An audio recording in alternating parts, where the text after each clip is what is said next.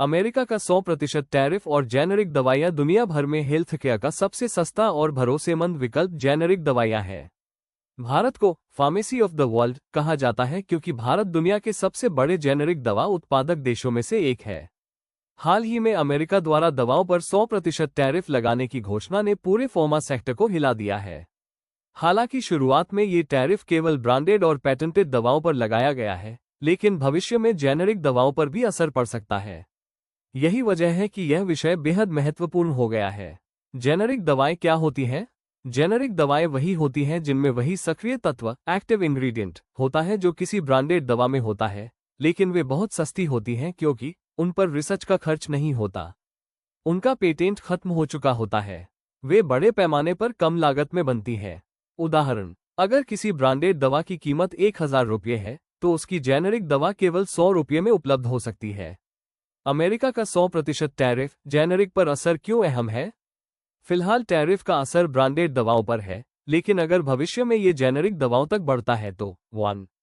भारत को सबसे बड़ा नुकसान होगा, क्योंकि भारत अमेरिका को अरबों डॉलर की जेनेरिक दवाएं निर्यात करता है।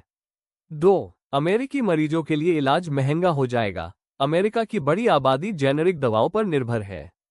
3. ग्लोबल हेल्थ केयर सिस्टम हिल सकता है। जेनेरिक दवाओं की सप्लाई रुकने से गरीब और विकासशील देशों में दवाओं की कमी हो जाएगी। भारत की भूमिका pharmacy of the world. Bharat लगभग 20% ग्लोबल जेनेरिक दवाओं का उत्पादन करता है। अमेरिका की हर 3 में से एक जेनेरिक दवा भारत से आती है। सन फार्मा, सिप्ला, लूपन, डॉक्टर रेड्डीज जैसी भारतीय कंपनियां अमेरिका में बड़ी सप्लायर है।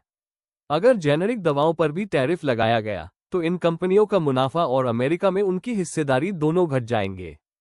शेयर बाजार पर असर। अमेरिका की घोषणा के बाद ही भारतीय फार्मा इंडेक्स में 2.4% गिरावट देखी गई।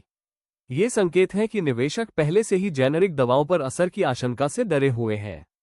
WTO और कानूनी विवाद। दूसरे देशों का मानना है कि अमेरिका का ये कदम WTO नियमों का उल्लंघन है। अगर जेनेरिक दवाओं पर टैरिफ लगाया गया तो भारत, यूरोप और जापान WTO में अमेरिका के खिलाफ शिकायत दर्ज करा सकते हैं। ग्लोबल हेल्थ केयर पर असर। अमेरिका की मेडिकेयर और मेडिकेड योजनाएं जेनेरिक दवाओं पर निर्भर है।